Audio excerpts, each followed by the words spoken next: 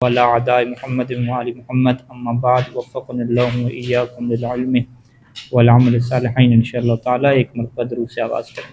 اللهم صل على محمد. گفتگو ہماری مفعول معہ پہ ہے، اور یہ کون سی قسم ہے مفعول میں سے؟ ہماری آخری ہے نا.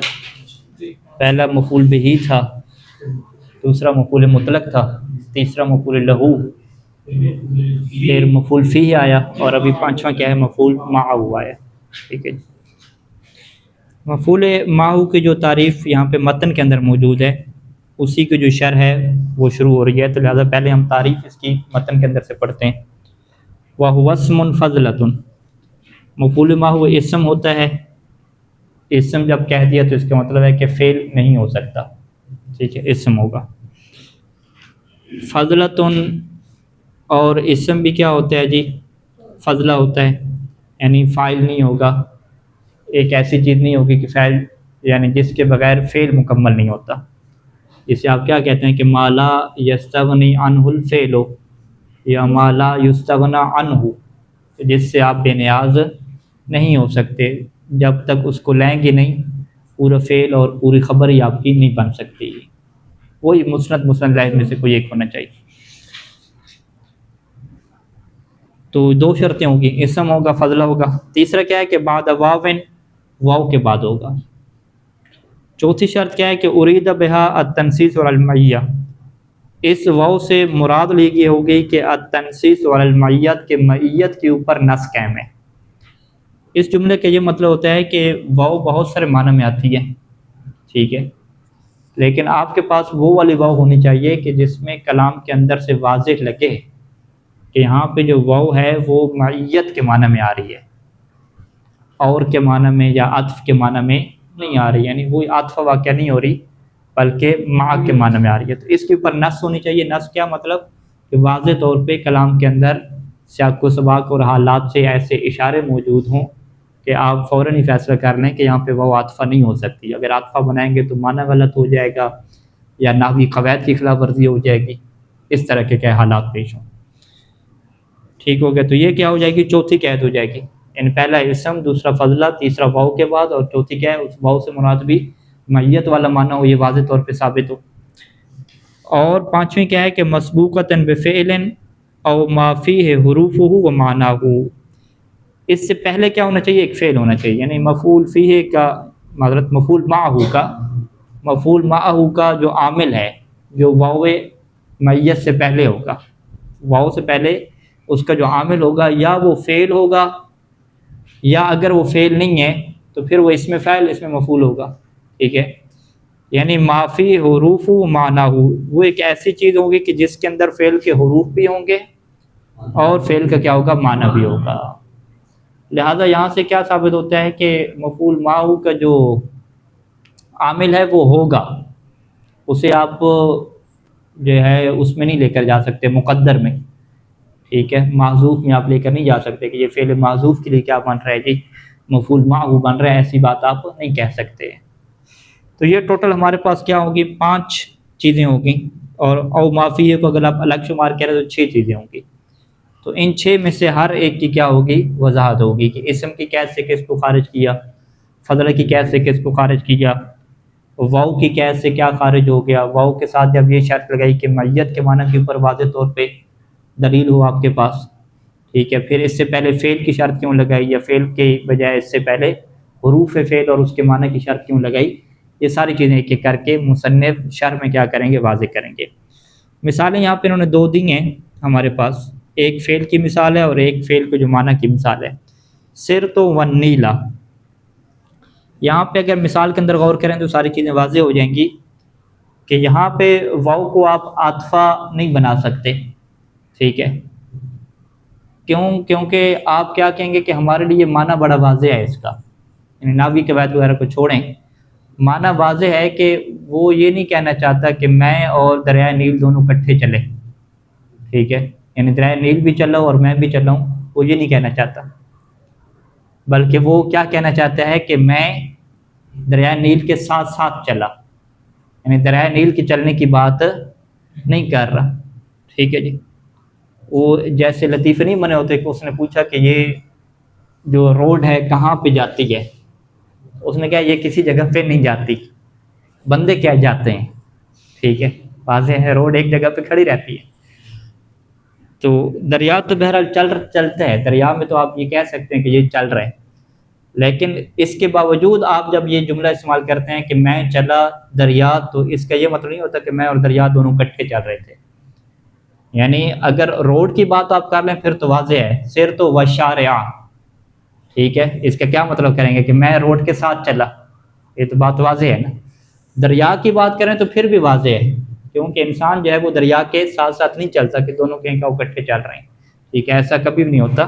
ہمیشہ انسان جب بھی جملہ بولتا ہے وہ یہی بولتا ہے کہ میں دریا کے ساتھ چلا. اس سے کیا کہتے ہیں، ارید به التنصیص والمعیہ. یہ وہ جملہ ہے کہ اس سے مراد آپ واضح طور پہ کیا لے رہے ہیں کہ نص آپ کے پاس کیا ہے. میں نص کسے کہتے ہیں؟ جس کے اندر دوسرا احتمال باقی نہ رہے، ایک ہی بات ہو. ٹھیک ہے، لہٰذا یہاں پہ ایک بات واضح ہو گئی ہے کہ یہاں پہ واو عطف کے معنی میں نہیں آئے گی، واو کس معنی میں آئے گی؟ معیت کے معنی میں آئے گی. اسی طریقے سے اگلی مثال بھی یہی ہے، لیکن وہاں پہ سرتو کی بجائے پہ کیا لے آئے؟ سائرن لے آئے. انا سائرن والنیل.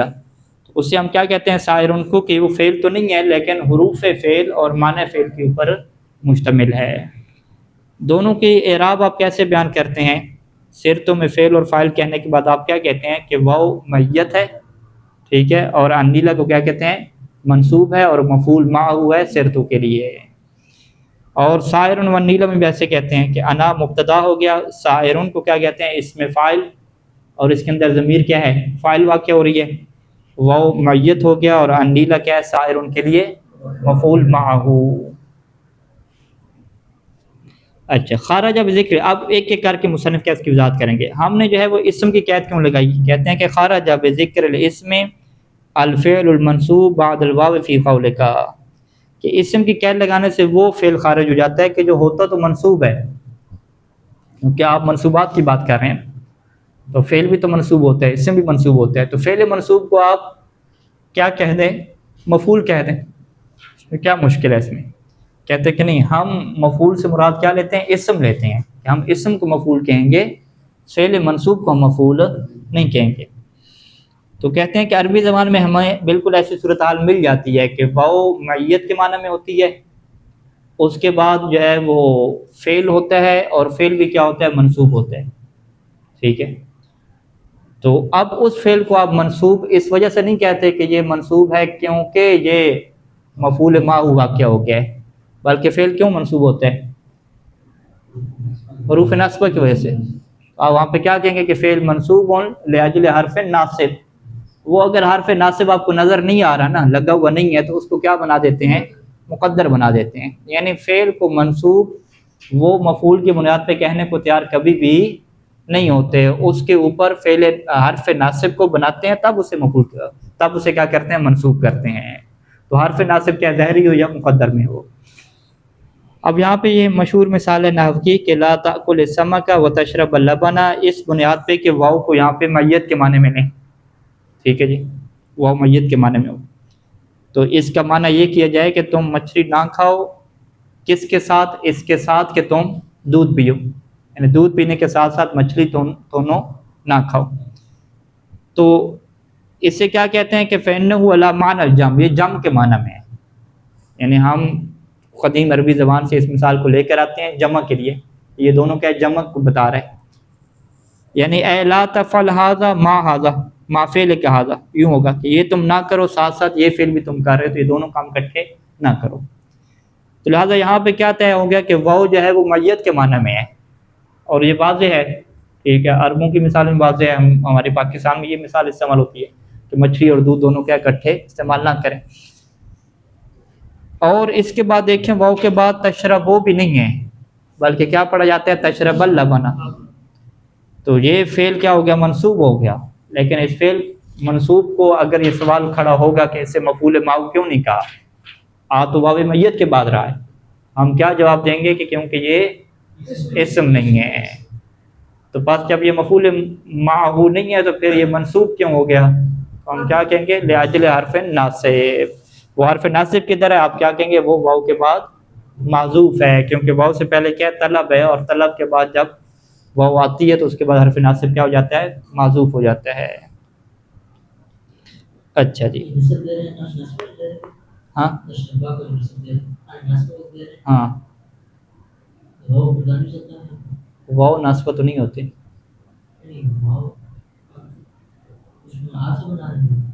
عاطفہ نہیں بنا رہے، واو معیت کے معنی بنا رہے۔ واو عاطفہ بنائیں گے تو پھر تو تشربو ہو جائے گا نا۔ ہاں یہ بالکل قطر میں آئی تھی، یہ قطر کی بحث گزری تھی کہ واو کو آپ معیت کے معنی میں بنائیں گے، عاطفہ بنائیں گے، عاطفہ میں پھر اس کے اعراب چینج ہو جاتے ہیں۔ ہاں ہاں ہاں ہاں، اگر واو بنائیں گے تو پھر تشرب باللبن ہو جائے گا، جزم ہے کہ ہاں احسنت، یوں تین ہو گئے کہ واو اگر مستانفہ بنائے تو تشرب اللبن، عاطفہ بنائے تو تشرب اللبن، اور معیت بنائے تو تشرب اللبن۔ ٹھیک ہے، واو کے بعد کیا کریں گے؟ ان کو کیا رکھیں گے؟ معذوف رکھیں گے۔ اچھا، ولا یسمى مفعولا معه لكونه ليس اسما، کیونکہ یہ اسم نہیں ہے، تو یہ کیا ہو گیا؟ خارج ہو گیا اسم کی کیا لگانے سے۔ اسی طریقے سے والجملۃ الحالیہ، یہ تو کیا تھا؟ جملہ فعلیہ تھا نا۔ ایک اور ہمارے پاس جملہ آتا ہے جو جملہ فعلیہ نہیں ہوتا، جملہ اسمیہ ہوتا ہے، وہ بھی کیا واقعہ ہو رہا ہوتا ہے؟ حال واقعہ ہو رہا ہوتا ہے، اور حال کیا ہوتا ہے؟ فی محل نصب ہوتا ہے، تو ہم اس کو مفعول معہ نہیں کہتے، حال کہہ دیتے ہیں لیکن مفعول معہ نہیں کہیں گے۔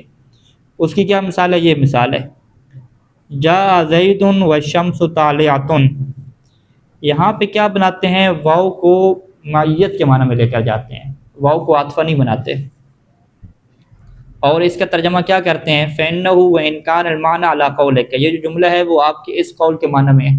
کون سا قول؟ کہ جاء زید مع طلوع الشمس، تو معنی یہی بنا رہے ہیں کہ زید آیا کس حالت میں؟ کہ جب سورج کیا ہو چکا تھا؟ طلوع ہو چکا تھا۔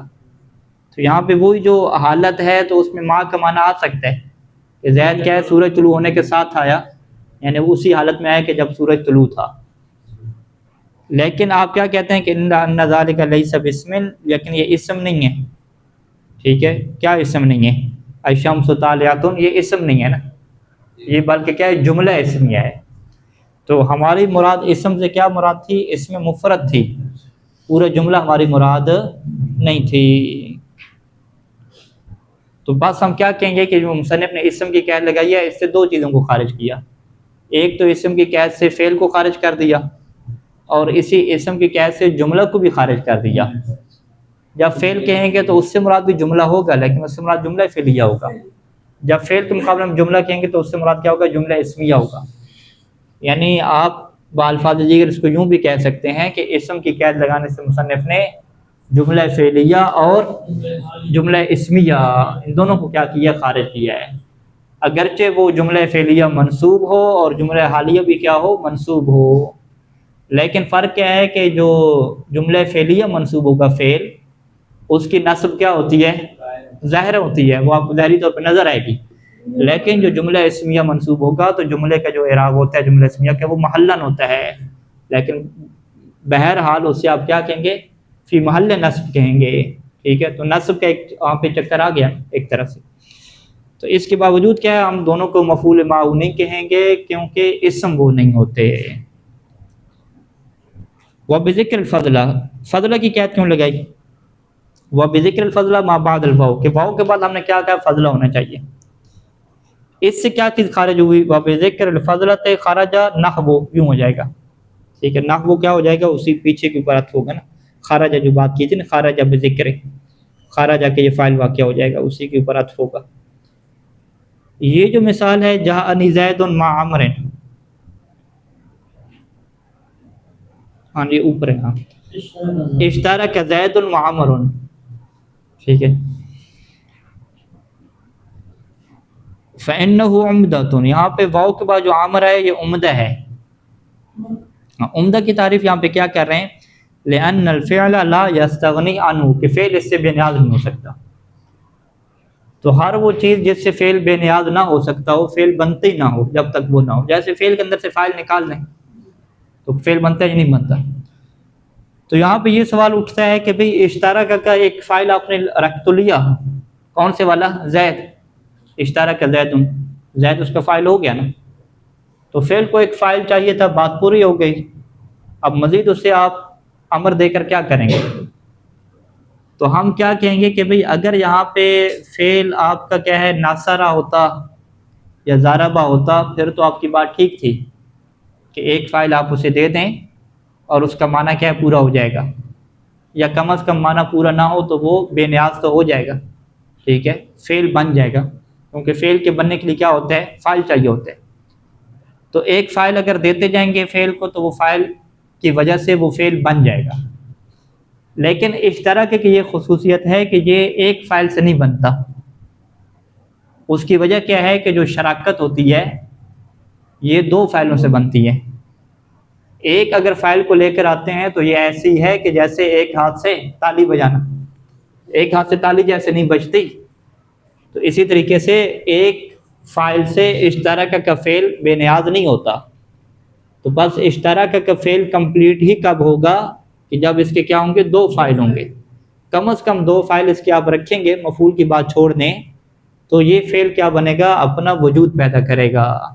لہٰذا اسی وجہ سے جو زید سے ہٹ کے بعمرن ہے اس کو کیا کہا جاتا ہے؟ عمدہ کہا جاتا ہے، اسے آپ فضلہ نہیں کہتے۔ اب عمدہ کیوں کہا جائے گا؟ آپ کیا کہیں گے؟ لأن فعل اشترک، یہاں پہ جو اشترک والا فعل ہے نا یہ اس سے بے نیاز نہیں ہو سکتا، لأن الاشتراک یستدعی فردین، کیونکہ اشتراک کیا چاہتے ہیں؟ دو فرد ہوں کم از کم۔ لأن الفعل لا يستغني عنه لا يقال اشترك زید، کیوں؟ لأن الاشتراک لا يتأتى الا بین اثنین، کہ اشتراک کیا ہے؟ دو کے درمیان آتا ہے، دو سے کم پہ اشتراک ہوتا ہی نہیں ہے، ٹھیک ہے جی۔ تو یہ فضلہ کی قید سے کیا ہے؟ یہ والا خارج ہو گیا۔ وبذکر الواو ما بعد مع فی نحو، ٹھیک ہے، وبذکر الواو یعنی واو کے ذکر سے کیا چیز خارج ہوگی؟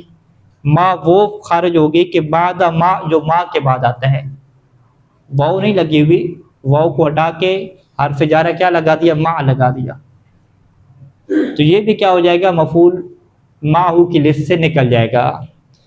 جیسے یہ مثال ہے کہ جاءنی زید مع عمر، تو یہاں پہ جب ما لگا دیا، واو لگائی نہیں ہے، تو آپ یہاں پہ عمرن کو آپ کیا کہیں گے؟ مجرور کہیں گے، آپ منصوب نہیں کہیں گے۔ عمرن کو کیا کہیں گے؟ کہ عمر مجرور ہے اور ما کیا حرف جارہ ہے، لہذا یہاں پہ عمرن آپ نہیں پڑھ سکتے کیونکہ ما کیا یہاں پہ آ گیا، تو اس کو بھی کیا مفعول ماؤ میں داخل نہیں کر سکتے، اگرچہ معنی میت والا موجود ہے، معنی وہی ہے کہ جو آپ سیر تو ون نیلے والا کر رہے تھے، یعنی سیر تو مان نیلے کوئی کہہ دے، سیر تو مان نیلے کے یا سیر تو ون نیلہ کے، تو معنی ایک رہتا ہے، تو یہاں پر ہی معنی ایک ہے، جاء زید و عمرن کہیں یا جاء زید مع عمرن کہیں تو معنی ایک ہی رہے گا، لیکن جو ہے وہ لفظی طور پہ کیا پڑ جائے گا؟ فرق پڑ جائے گا۔ تو ما کے بعد جو آتا ہے وہ بھی خارج ہو گیا، وما بعد الباء، اور جو با کے بعد آتا ہے وہ بھی خارج ہو گیا، کیونکہ با بھی کیا ہے؟ وہی اس معنی میں آتی ہے، ساتھ کے معنی میں، یہ میت کے معنی میں آتی ہے، با حرف جارہ با بھی آتا ہے، جیسے بعتک الدار باساسھا، میں نے گھر بیچ دیا اس کے سامان کے ساتھ، اساس جو اس کے اندر جتنے بھی اساس تھی اس کے ساتھ ہی کیا گھر بیچ دیا، تو یہاں پر بھی کیا ہے؟ وہ میت والا معنی آ رہا ہے، لیکن اساس کو آپ مفعول ماؤ نہیں کہہ سکتے کیونکہ حرف جارہ اس کے اوپر آ گیا، واو چلی گئی ہے، تو لہٰذا واو کی قید سے یہ دو چیزیں کیا ہو جائیں گی؟ خارج ہو جائیں گی۔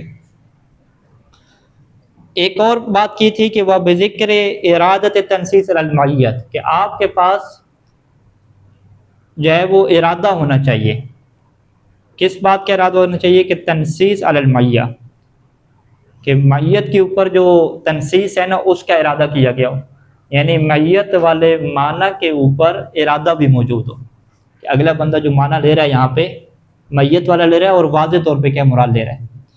اس کی قید سے کیا خارج کیا؟ اس کی قید سے خارج ہو گئی نحو یہ والی مثال، جاء زید وعمر اذا ارید مجرد العطف، ایک بندے نے جملہ جاء زید وعمر نہیں بولا، بلکہ اس نے کیا بولا ہے، جاء زید و عمر بولا. تو جیسے وہ عمر بولے گا تو آپ فوراً پہنچ جائیں گے کہ یہاں پہ واو کیا ہے، میت نہیں ہے، وہ عاطفہ بن گئی ہے.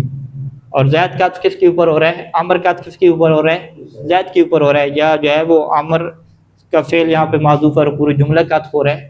ٹھیک ہے، یعنی جب کوئی بندہ یہ جملہ بولے اور اذا اریدا اور مراد کیا لی جائے، فقط اور فقط مجرد عطف لی جائے. یعنی مجرد عطف کیسے مراد لی جائے، اس کے بولنے سے ظاہر ہو جائے گا. ٹھیک ہے، اگر وہ اعراب کے ساتھ بول رہا ہے فرض کریں، ٹھیک ہے، یا اعراب کے ساتھ نہیں بول رہا تو پھر آپ کو حالات سے پتہ ہے کہ وہ کیا عطف یہاں پہ کیا چاہتا ہے. مطلب کیا کہ آپ کو پتہ ہونا چاہیے کہ وہ یہاں پہ میت والا معنی نہیں چاہتا، وہ یہ چاہ رہا ہے کہ بھئی زید بھی آ گیا، بکر بھی آ گیا، عمر بھی آ گیا، سارے آ گئے. یعنی ایسی ہے کہ جیسے کہ پوچھے کہ ہاں بھی کلاس میں سارے آ گئے ہیں، تو اگلا بندہ کیا کہے کہ جاء زید و عمر و بکر، یوں کر کے کہے. تو آپ اس کی مراد واضح ہے کہ اس کی مراد یہ نہیں ہے کہ سارے اکٹھے آئے ہیں، ٹھیک ہے، یا ایک دوسرے کے ساتھ ہیں. اس کی کیا ہے کہ بس سب ایک ایک آتے گئے اور کیا کلاس میں سارے بندے آ چکے ہیں. تو اسے کیا کہتے ہیں کہ مراد جو ہے وہ یہاں پہ عطف اگلا بندہ لے رہا ہے، مراد میت کو نہیں لے رہا. ٹھیک ہے. اچھا، وقول مسبوقہ، مسبوقہ کی بات کہاں پہ کی تھی؟ ہاں، اس واو سے پہلے کیا ہونا چاہیے، فعل ہونا چاہیے، یا ایسی چیز ہونی چاہیے جس کے اندر فعل کے حروف ہوں اور معنی حرف ہوں. تو یہ جو مسبوقہ کے ساتھ جو آخر تک پوری بات تھی، بیان لشرط المفعول معہ، یہ بھی کیا تھی، مفعول معہ کی جو 5ویں شرط ہے اس کا بیان ہے نا. اور وہ شرط کیا ہے کہ وہ انہ لا بد ان یکون مسبوقا بفعل، کہ یہ ضروری ہے کہ مفعول معہ کیا ہے، مسبوق بفعل ہو، یا وہ جو واو ہے وہ مسبوق بفعل ہو، ان اس سے پہلے فعل ہو. اور بما، یہ ایسی چیز ہو کہ جس میں فعل کا معنی اور فعل کے حروف ہوں. پہلی مثال آپ کیا لیتے ہیں، سرت و نیلا کی مثال لیتے ہیں. اور اسی طریقے سے قرآن مجید کی یہ مثال لیتے ہیں کہ فَأَجْمِعُوا أَمْرَكُمْ وَشُرَكَاءَكُمْ. تو یہاں پہ وہ شرکاءکم سے پہلے کیا ہے، اجمعو ہے، تو اجمعو کیا ہے، یہ فعل ہو گیا نا. ٹھیک ہے. وَثَانِي، ثانی سے کیا مراد ہے کہ جس میں فعل کا معنی اور حروف ہوں. اس کی مثال کیا لیتے ہیں، انا سائرون والنیل لیتے ہیں. اچھا، یہ تو وضاحت ہوگی شرط کی. اب اس سے کیا چیز خارج کی ہے، کہتے ہیں کہ اس سے یہ والی مثالیں خارج ہو گئی ہیں. وَلَا يُجُوزُ النَّصْبُ فِي نَحْوِ قَوْلِهِمْ، عربوں کا یہ جو قول ہے یا اسی طرح کے جو بھی قول ہوں گے وہاں پہ نصب جائز نہیں ہوگی. كُلُّ رَجُلٍ وَزَيْعَتَهُ نہیں کہہ سکتے، بلکہ وَزَيْعَتُهُ کہیں گے. اب یہاں پہ آپ ایک ایک شرائط کو دیکھیں. سب سے پہلے اس کا معنی کیا لیتے ہیں، معنی کیا ہے کہ ہر بندہ اپنے سامان کے ساتھ ہے، یا اس کو صنعتہ، کچھ نسخوں میں لکھا، آپ کا کیا لکھا ہوا ہے، یا سامان کے معنی میں، کچھ نے صنعت لکھا ہوا ہے. فرض کریں کہ ہر بندہ اپنے سامان کے ساتھ بیٹھا ہوا ہے، یا ہر بندہ اپنے سامان کے ساتھ کیا ہے، ملا ہوا ہے، یوں آپ کہتے ہیں. تو اب یہاں پہ آپ سب سے پہلے دیکھیں جی، زیا کیا ہے، پہلی شرط کیا تھی، مفعول معہ کے اسم ہونا چاہیے نا. تو زیا کیا ہے، اسم ہے، فعل نہیں ہے، کوئی جملہ اسمیہ نہیں ہے. دوسرا آپ کیا کہیں گے کہ یہ عمدہ ہے یا فضلہ ہے، آپ کیا کہیں گے، یہ فضلہ ہے. ٹھیک ہے، کوئی فعل کا فاعل تو نہیں ہے نا، یہاں پہ فاعل کی بات ہی نہیں ہو رہی یہاں پہ. ٹھیک ہے، نہ ہی کہ یہ مبتدا واقع ہو رہا ہے. اچھا، تیسرے میں آپ آ جائیں، واو کیا ہے، موجود ہونی چاہیے، تو واو بھی کیا ہے، یہاں پہ موجود ہے. چوتھے میں آ جائیں کہ آپ کو باقاعدہ پتہ ہو کہ یہاں پہ میت کے معنی میں آ رہی ہے، تو آپ کہتے ہیں ہمیں پتہ ہے میت کے معنی میں آ رہی ہے، کیونکہ اس کا مطلب یہ ہوتا ہے کہ ہر بندہ اپنے سامان کے ساتھ ملا ہوا ہے، ہر بندہ اپنے سامان کے ساتھ ملا ہوا ہے. یعنی یہ پرانے عربوں میں جب قافلے ہوتے تھے تو ہر شخص اپنے سامان کے ساتھ مل کے بیٹھ جاتا تھا نا. وہ کہتے تھے کل رجل بجائے، تو کہ ہر کوئی اپنا اپنا سامان لے کر جو ہے وہ حفاظت کے ساتھ بیٹھ گئے. تو وہ شرط بھی پوری ہوگی، یعنی نص بھی موجود ہے کہ واو جو ہے وہ یہاں پہ میت کے معنی میں. لیکن مشکل کیا آ رہی ہے کہ واو سے پہلے آپ کے پاس کیا ہے، کل رجل آ گیا، تو یہاں پہ فعل نہیں ہے، اور فعل بھی نہیں ہے، اور فعل کے جو معنی میں ہے وہ بھی نہیں ہے، بلکہ یہاں پہ پھر وہ چیز کیا ہے، وہ ایک چیز محذوف ہے. کل رجل وزیعتہ مقرونان، تو لفظ مقرونان جو اس کی خبر ہے وہ کیا ہے، محذوف ہے. تو لہٰذا مصنف کیا کہیں گے کہ چونکہ کل رجل جو پہلے ہے کوئی فعل بھی نہیں ہے، کوئی فعل کے معنی والا کوئی اس میں فاعل وغیرہ بھی نہیں ہے، تو زیعتہ آپ نہیں پڑھ سکتے. بلکہ ضیعتہ پڑھیں گے، اس کا عطف آپ کل کے اوپر کر دیں گے، اور پھر آگے پہ آپ کیا کہیں گے، مقرونان کا لفظ لگائیں گے، اور یہاں پہ پھر واو جو ہے وہ واو پھر میت کے معنی میں بھی نہیں رہے گی، بلکہ واو کیا بن جائے گی، عاطفہ بن جائے گی۔ یعنی اس اگر مثال کو دیکھیں تو واو کی جو اپنی شرط میت والی ہے وہ بھی کیا پوری نہیں ہو پاتی ایک طرف سے۔ ترجمہ وہ مقرونان سے آ جائے گا، الگ سے مقرونان، ہر بندہ اور اس کا سامان، یہاں پہ کوئی میت والا معنی نہیں آیا، ہر بندہ اور اس کا سامان، آگے آپ موجودان نہ کہیں، دونوں موجود ہیں، بلکہ لفظ کیا کہتے ہیں، مقرونان کہتے ہیں۔ یعنی آپ جو میت والا معنی ہے نا وہ اس کی خبر سے آپ نکالیں، خبر معذوف سے، ٹھیک ہے جی، ہاں قرینے کی وجہ سے خبر معذوف کریں گے، اور وہ خبر بھی کیا ہے، مقرون رکھیں گے نا، ٹھیک ہے ملا ہوا۔ خلافاً للسامری، یہ جو سامری جادوگر نہیں ہے یہاں پہ نحوی ہے، اس کی بات خلاف ہے، یعنی وہ یہاں پہ کل رجل وضیعتہ پڑھتا ہے، ٹھیک ہے، تو کل رجل وضیعتہ کو وہ کس کا بناتا ہے، پھر اس کی ترکیب کیا ہوگی سامری کی؟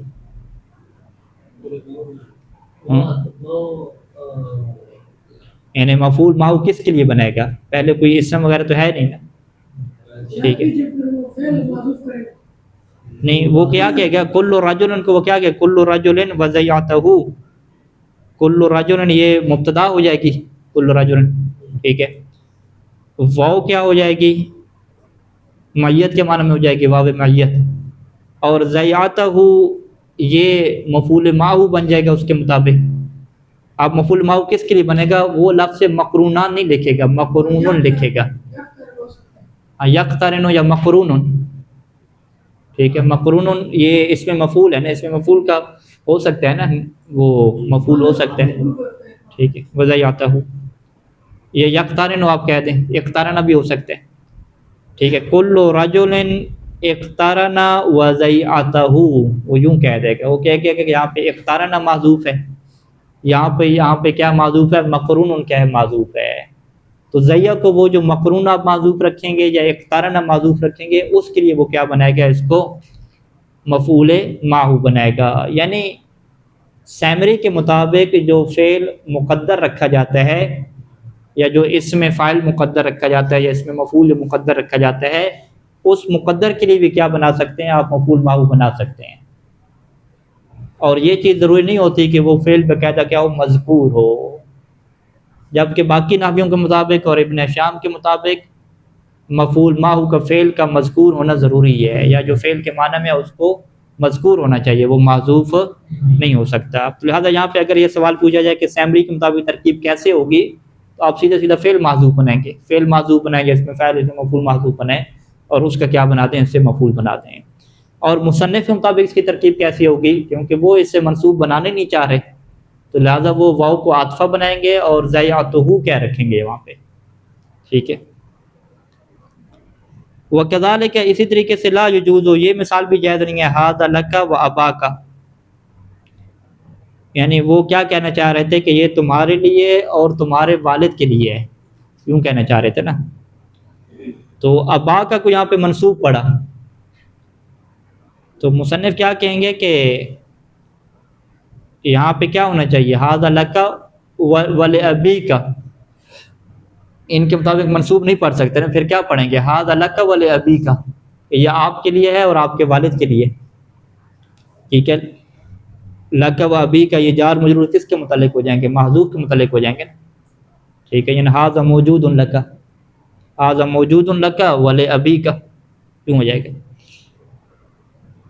تو یہاں پر بھی کہتے ہیں کہ لا یجوز، یہاں پر بھی واو کے بعد جو ابا کا ہے نا، ابا کا، اسے آپ منصوب پڑھیں، اور آپ منصوب پڑھنے کے ساتھ ساتھ کیا کہہ دیں کہ یہ مفعول معہو واقعہ ہو رہا ہے، بھی کس کے لیے مفعول واقعہ ہو رہا ہے، فعل کدھر ہے اس کا، وہ کہتے ہیں کہ فعل آپ یوں لے لیں کہ ہاذا کو آپ اشیرو کے معنی میں لے لیں، ہاذا جو اس میں اشارہ ہے اس کا فعل بنا لیں اشیرو، تو وہ کیا کہنا چاہ رہا ہے کہ وہ اشیر ابا کا، میں آپ کے والد کی طرف اشارہ کر رہا ہوں، یعنی یہ آپ کے لیے ہے، اور پھر دوبارہ وہ کیا کہہ رہا ہے کہ میں آپ کے والد کی طرف اشارہ کر رہا ہوں، یوں کر کے کوئی ترجمہ آپ بنا لیں۔ تو مصنف کہتے ہیں کہ یہ بھی جائز نہیں ہے کہ آپ نصب کے ساتھ پڑھیں، لأن اسم الاشارہ وین کان فی معنی الفعل، اسم فعل کے اندر اگرچہ فعل والا معنی ہے وہ اشیرو، اور وہ اشیرو کا معنی ہے، وہ آپ بنا لیں گے، لیکن پرابلم کیا آ جائے گی کہ لکنہ لیس فی حروفہ، لیکن اس اسم اشارہ کے اندر فعل کے حروف نہیں ہیں۔ کون سا فعل؟ اشیرو والا۔ اشیرو کے آپ حروف لے کر آتے، کوئی اس میں فاعل بنا دیتے، اس میں مفعول بنا دیتے، جیسے سرتو سے آپ نے کیا بنا دیا تھا؟ سائرون بنا دیا تھا، پھر تو آپ کی بات چلتی۔ تو آپ نے کیا کیا؟ اشیرو کی جگہ پہ کوڈ ورڈ لگا دیا حاذا کو، یعنی اشیرو جو فعل آپ معذوف رکھنا چاہ رہے ہیں یا جو آپ مراد لینا چاہ رہے ہیں اس کی جگہ پہ جو چیز لے کر آئے ہیں اس کے اندر اس فعل کے حروف ہی نہیں ہیں، ٹھیک ہے؟ تو اس صورت میں مصنف کیا کہیں گے کہ واو کے بعد جو ابا کا ہے اس کو نصب کے ساتھ پڑھنا جائز ہی نہیں ہے، بلکہ اس کو کیا پڑھیں گے؟ مجرور پڑھیں آپ، ھذا لک والے ابی کا پڑھیں، ٹھیک ہو گیا؟ تو یہ سارے کے سارے جو ہے وہ مفعول ماؤ کی تعریف کی 6 یا 5 شرائط تھیں، اور ان کے ساتھ ساتھ کس کس چیز کو خارج کیا وہ کیا تھی؟ بحث تھی۔ تو اس کو آپ دوبارہ حل کریں اچھے طریقے سے، کل پھر آپ سے سنتے ہیں۔ صلی اللہ علیہ محمد و آلہ اجمعین۔